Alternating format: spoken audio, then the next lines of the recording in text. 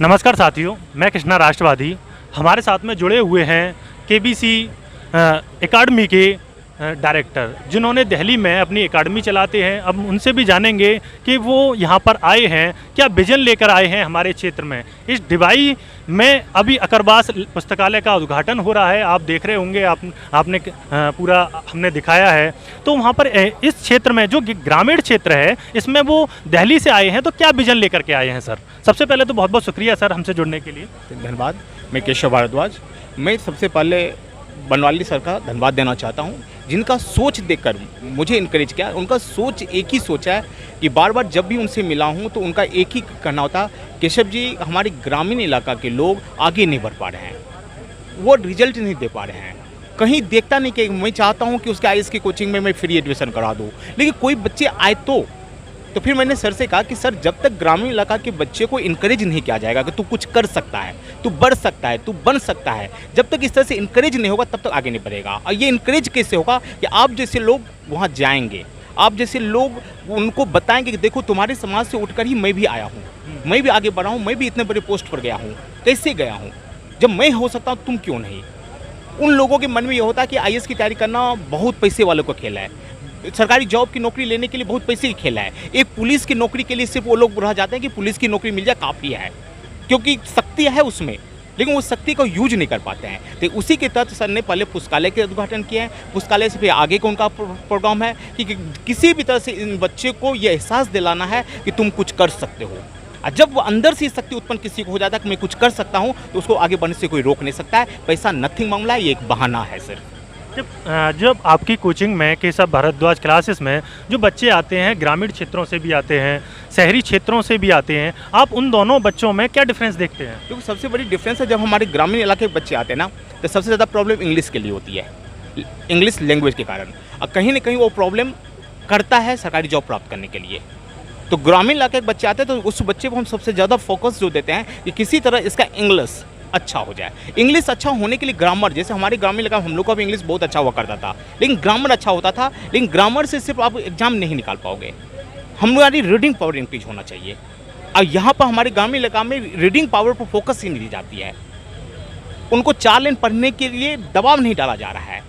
तो मैं रिक्वेस्ट करूँगा सभी बच्चे से कि रीडिंग पावर इंक्रीज करो। हम स्वयं हमारे यहाँ जो भी ग्रामीण इलाका तो 2 भागों में बांट देते बच्चे को, जो ग्रामीण पृष्ठभूमि से बच्चे आते हैं उसके लिए स्पेशल 2 घंटे का हम रीडिंग पावर करवाते हैं। हिंदू पेपर उसको पढ़वाने पर मजबूर करते हैं एक तरह से, तुमको पढ़ना पड़ेगा, पढ़ो। और धीरे धीरे पढ़ते पढ़ते वही बच्चे बहुत अच्छा हो जाता है, फिर वो शहरी से बैकग्राउंड से बच्चे से पहले रिजल्ट ये लोग दे देता है। जैसे अभी हम लोगों ने आपके बारे में चर्चाएं हो रही थी, सुनी थी कि आपको बैंक, पीओ और एसएससी का एक्सपर्ट कहते हैं। क्या मतलब कितने बच्चे आपके जो एकेडमी से अब तक सेलेक्ट हो चुके हैं, और आप विगत कितने सालों से ये इस जो तैयारी के क्षेत्र में, बैंक, पीओ और एसएससी की तैयारी के क्षेत्र में कब से हैं सर? 2002 1 अक्टूबर 2002 को ही मैं मार्कर पकड़ा था। विगत 20 वर्षों से? विगत 20 वर्षों से लगातार मैं इसी लाइन में हूँ और लगातार बच्चे को रिजल्ट देते आया हूँ। 2006 से तो दिल्ली में हूँ, और जितने भी इंस्टीट्यूट हो अभी कोई भी चलाता हुआ, अधिकांश मेरा स्टूडेंट ही वहाँ पढ़ाता है, अधिकांश, इतना ज़रूर मेरा नाम है। और जहाँ तक बैंक की बात है तो शायद ही कोई बैंक बचेंगे जहाँ पर मैनेजर पोस्ट से लेकर और 4th ग्रेड तक मेरा स्टूडेंट ना हो। क्लर्क कम होता है कि क्लर्क हमने हमारे पास होता है, तुम दूर से पढ़ने आए हो मेरे पास तो क्लर्क बन के नहीं जाओगे, ऑफिसर बन के जाओगे। सर एक सवाल जुड़ा हुआ है, एनईपी 2020, एनईपी 2020 नई शिक्षा पॉलिसी लागू हो चुकी है 2020, उसको आप क्या देखते हैं, किस तरीके से देखते हैं? देखो, ये चीज़ तो कम से कम 20 साल पहले आना चाहिए, कम से कम। रीजन क्या होता है? Skill development. आज हमारे युवा बेरोजगार क्यों है ज़्यादा? सिर्फ एक चीज़ आप मात्र ट्रेडिशनल शिक्षा देकर, अकबर बाबर को याद करवाकर सिर्फ ग्रेजुएशन की डिग्री हमको दे दिए, लेकिन इसमें हमारा टेक्निकल नॉलेज कुछ है नहीं। आज हमको सरकारी जॉब नहीं हो तो हम क्या करेंगे? 2 लाइन हमको इंग्लिश बोलने के लिए आता नहीं जिसको प्राइवेट जॉब मिल जाएगा, हिंदी बोलने के लिए कितना भी नॉलेज है, हिंदी भाषी हूँ, कहीं जॉब नहीं मिलेगी, उसका टेक्निकल नॉलेज है कहाँ मेरे पास, किस चीज़ में जॉब मिलेगी? इसी कारण तो हम लोग बेरोजगार हैं। ये चीज़ यदि आज से 20 साल पहले आते हैं तो आज के युवा जितने बेरोजगार कहे जाते हैं, बेरोजगार नहीं होते। आज वही टेक्निकल शिक्षा, इसमें जो फोकस की गई है नई शिक्षा नीति पर कि 8th क्लास से ही टेक्निकल शिक्षा पर जिसका जिस तरफ से चॉइस हो वो चीज़ का ज्ञान उसको दिया जाए। जबकि एनईपी के विरोध में अभी जंतर मंतर पर भारी विरोध हुआ था, उस पर प्रदर्शन हुए थे, जबकि एनईपी में ये बताया था कि ये आरक्षण के बिल्कुल खिलाफ है, क्योंकि आरक्षण के बारे में इसमें कोई जिक्र नहीं है। दूसरा, इसमें ABC 3 ग्रेडों में शिक्षा को बांट दिया गया, जिसमें जो A ग्रेड है उसके लिए गवर्नमेंट फंड करेगा, और जो B ग्रेड है उसके लिए आधा देगा, और जो C ग्रेड है उसमें एजुकेशन जो ग्रेजुएट वगैरह होंगे बच्चे, लेकिन उसके लिए गवर्नमेंट फंड नहीं करेगा, उसको वहीं से ही जो शिक्षण संस्थान है वो बच्चों से उसका पैसा लेंगे और अपने आप से ही उनको चलाना पड़ेगा। तो वहाँ तक बच्चे कैसे पहुँचेंगे? देखो, मैं सही अभी भी जो होती है PhD करने के लिए सेंट्रल यूनिवर्सिटी में सरकार ही पैसा देती है।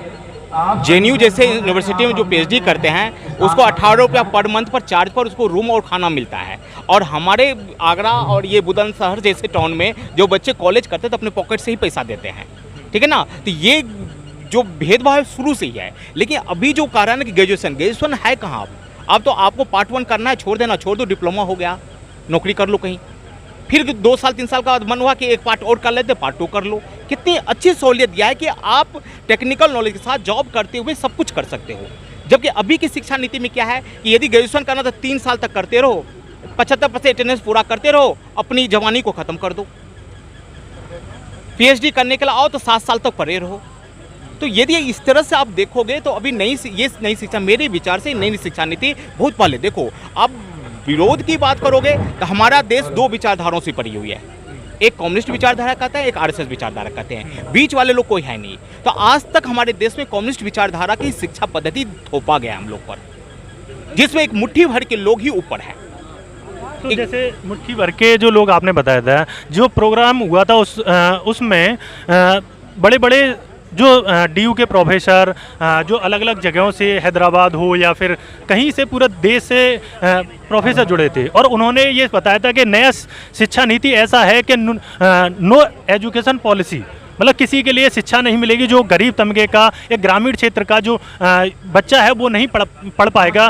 उसके पीछे उन्होंने कारण दिया था कि अगर आप आप एजुकेशन को सेंट्रलाइज कर देंगे, जैसे मेरे गांव में अगर मानो एक स्कूल है, अगर उस स्कूल में अगर कम बच्चे जा पाते हैं तो वो उसको बंद करके एक ही स्कूल खोल दिया जाएगा। अगर वो हमारे गांव से अगर 15 या 20 किलोमीटर पड़ जाता है तो वो बच्चे फिर कैसे जा पाएंगे वहां तक? सबसे पहले शिक्षा की बात बता दूं, क्लास 6 से 14 तक ये फंडामेंटल राइट में शामिल हो गया है, और फंडामेंटल राइट में शामिल होने के बाद ये मेरा मौलिक अधिकार हो जाता है कि मैं शिक्षा प्राप्त करूं।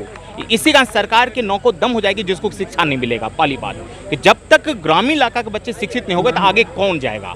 तो आपको ये कान खोल को सुनना चाहिए कि सरकार को 6 से लेकर 14 वर्ष तक के लोगों को शिक्षा तो देना ही पड़ेगा। अब उसकी आगे की बात होती है, तो उसकी आगे की बात है तो क्लास 8 से ही ये कहता है टेक्निकल शिक्षा।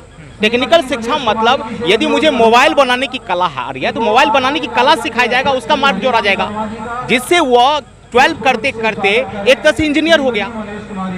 फिर मुद्रा योजना के तहत लोन लेकर स्वयं बिजनेस कर सकता है और नौकरी दे सकता है किसी को। कोई गवर्नमेंट जॉब पर 100% डिपेंड कैसे हो सकता है? आपको पता होगा पूरे इंडिया में गवर्नमेंट जॉब 2.85% है। क्या 2.85% पूरे इंडिया को रोजगार दे सकती है क्या?